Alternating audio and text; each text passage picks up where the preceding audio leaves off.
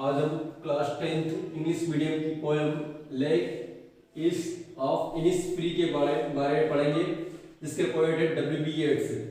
आज हम इस वीडियो के अंदर, इस पार्ट के अंदर सिर्फ हम पोएट के बारे में जानकारी लेंगे। W.B. येट्स, विलियम बटलर येट्स के बारे में जानकारी लेंगे। आइए हम देखते हैं। W.B. येट्स 1865 1939 was born in Dublin, Ireland। देखिए, W.B. येट्स का जन्म 1865 में हुआ और इनकी मृत्यु 1939 में हुई। इनका जन्म डबलिन में हुआ, डबलिन आयरलैंड में है। He had his education in Hammersmith and Dublin। इन्होंने अपनी शिक्षा हैमरस्मिथ में प्राप्त की और कुछ शिक्षा ने डबलिन में भी प्राप्त की। इसलिए लिखा हुआ है इन्होंने डबलिन में और हैमरस्मिथ में अपनी शिक्षा प्राप्त की। He adopted literature as a career at the age of 21। Adopted का मतलब था स्वीकार करना, धारण करना, ग्रहण करना। He adopted literature, इन्होंने लिटरेचर को अपना कैरियर बनाया। और ये जब इन्होंने लिटरेचर को अपनाया था, ये लिटरेचर को अपने कैरियर में इन्होंने लिया था। लिटरेचर को इन्होंने अपने लाइफ का जो मोटो चुना था वो था उस जब उनकी उम्र 21 वर्ष थी। येट्स रोट सम प्लेज, येट्स ने कुछ प्लेज लिखे हुए, कुछ नाटक लिखे हुए हैं इनने। परंतु his immense was as a lyric poet, लेकिन नाटक तो इन्होंने लिखे, लेकिन ये प्रख्यात जो है, प्रसिद्ध जो है, ये लिरिकल पोएट के रूप में प्रसिद्ध हुए। अर्थात इन्होंने गीत बहुत लिखे, गीत के रूप में ये ज्यादा फेमस रहे हैं। Yeats was influenced by Indian thought. W.B. Yeats भारतीय विचारों से काफी प्रभावित हुए। इन्फ्लुएंस्ड मतलब प्रभावित होना। ही रोट, इन्होंने लिखे या लिखा an introduction to Rabindranath Tagore's Gitanjali. Rabindranath Tagore की जो गीतांजलि आई थी, उन्होंने उनके बारे में हमें जानकारी दी है, उनके ऊपर उन्होंने कुछ लिखा भी है। इंट्रोडक्शन का मतलब सिर्फ परिचय से होता है, तो गीतांजलि के बारे में जो उन्होंने बताया। He is considered as one of the greatest modern poets of England. W.B. Yeats को इंग्लैंड के महानतम जो पोएट थे उनमें उन्हें कंसिडर किया जाता है, उन्हें उनमें गिना जाता है। एक अच्छे पोएट की सीरीज में वो आते हैं। When Yeats was in his teens, जब येट्स छोटे थे, टीनेज में थे, he had been to Sligo, तब वो सिलिगो में थे। सिलिगो आयरलैंड की एक सिटी है। जब वे बच्चे थे तब वो जब सिलिगो में थे तब की बात बता रहे हो। He was greatly impressed by its scenic beauty and peaceful atmosphere। तो सिलिगो के अंदर वहां की प्राकृतिक सुंदरता, scenic beauty का मतलब होता है प्राकृतिक सुंदरता, प्राकृतिक सुंदरता से और वहां के शांत जो वहां का एटमॉस्फेयर था, वहां का पर्यावरण था, उससे वो बहुत ही ज्यादा इंप्रेस्ड हुए। In the very core of his heart he cherished the sweet memories of that quiet and serene place. इन्होंने जो है सिलिगो के शांत स्थान को, और एकदम शांतिप्रिय स्थान था वो, क्वाइट बिल्कुल एकदम शांत और प्रसन्नचित्त जो स्थान था वो, उस स्थान को उन्होंने अपने मेमोरी के अंदर स्टोर कर लिया। उन्होंने उस मेमोरी को अपने जो है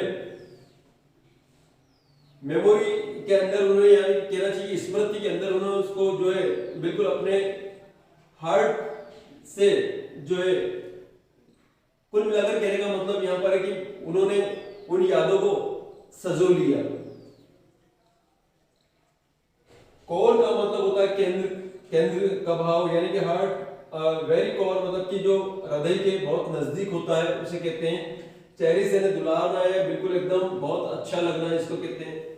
तो वहां की जो स्वीट मेमोरीज थी, अर्थात कहने का मतलब बहुत ही शांत माहौल था, वो उन्हें बहुत अच्छा लगा। लाइक थोरियो, जो कि थोरियो कौन थे, एक प्राकृतिक प्रेमी थे, ये एक हम कह सकते हैं कि ये भी एक नेचुरलिस्ट थे। उनके समान ही जो W.B. येट्स थे, वो भी प्रकृति से बड़ा ही लगाव रखते थे। He had a keen desire of staying in a small hut in a secluded place to seek tranquility. उनकी बड़ी एक कीन डिजायर थी, बहुत ही ज्यादा गहन की इच्छा थी ऐसी कि वे भी एक सेक्लूडेड प्लेस मतलब शांत स्थान पर जाकर झोपड़ी के अंदर रहे, छोटी झोपड़ी के अंदर स्मॉल हट में रहे वो, और वहां वे शांति पूर्वक रहे। ट्रैंक्विलिटी का मतलब होता है शांति से, जहां पर उन्हें जीवन यापन करने का मौका मिले, वहां वो शांति की खोज कर सके, शांति से रह सके।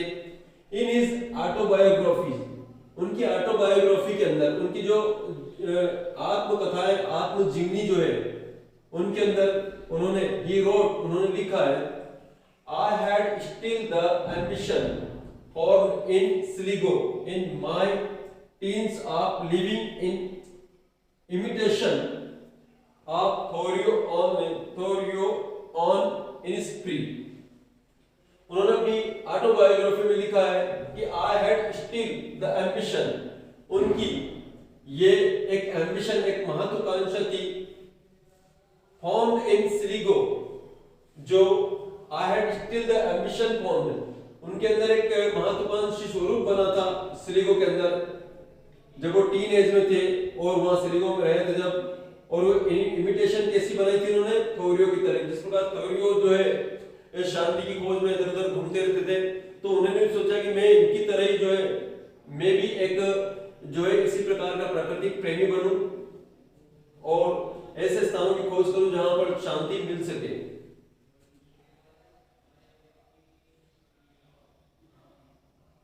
ऑन इनिस्फ्री, इनिस्फ्री जो है लेक का नाम है, झील का नाम है। A little island in log Gill, जो कि एक छोटा सा इसलैंड जो था लॉग गिल का, वहां पर ये थी Innisfree. And when walking through fleet street very homesick I heard a little tinkle of water. और उन्होंने लिखा भी है कि और जब मैं घर की ओर लौट रहा था, तब जो है फ्लीट स्ट्रीट मतलब कि लंदन की एक बड़ी चर्चित गली है ये, और बड़ी सी गली है, थ्रू अ फ्लीट स्ट्रीट मतलब फ्लीट स्ट्रीट से जब गुजर रहा था, तब I heard a little tinkle of water, मेरे उस इनिस्फ्री की जो लेक थी वो, उसके पानी की टिंकल की आवाज मतलब कलकल की आवाज को सुना। And began to remember lake water, और उस झील के पानी को भी याद मैंने किया। From the sudden remembrance came my poem, और बस तभी से वो जो है उस झील को मैंने अपने पोएम के अंदर उतारने का जो है मन बना लिया। From the sudden remembrance came my poem Innisfree, और ये इनिस्फ्री के ऊपर मैंने जो है पोएम लिखने का विचार बनाया। Thought Innisfree is an actual island, हालांकि इनिस्फ्री जो है ये वास्तविक इसलैंड है इन स्लिगो, स्लिगो के अंदर का या स्लिगो का। It also symbolize a utopia, a country of the mind. इसको बिल्कुल उटोपिया की तरह ही माना जा सकता है स्लिगो को, उटोपिया भी कंट्री है। Which is divide of all the freight and फरी ऑफ द वर्ल्ड, जो बिल्कुल ये उटोपिया भी स्लिगो की तरह या स्लिगो की उटोपिया की तरह एकदम फ्रेट एंड फरी से मुक्त था।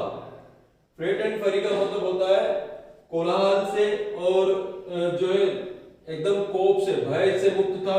कुल मिलाकर कह सकते हैं हम कि वहां पर जो है ट्रैंक्विल नहीं था, अर्थात वहां पर किसी प्रकार का कोई कोलाहल नहीं था, शांति थी। इस प्रकार से ये जो लेख इस ऑफ इनिस्फ्री जो लिखा गया है ये W.B. येट्स का है। थोड़ी सी इस पोएट के बारे में जानकारी और पोएम के बारे में जानकारी यहाँ पर मैंने दी है आपको। अगला जो वीडियो है इसके अंदर हम पोएम पढ़ेंगे। तब तक धन्यवाद।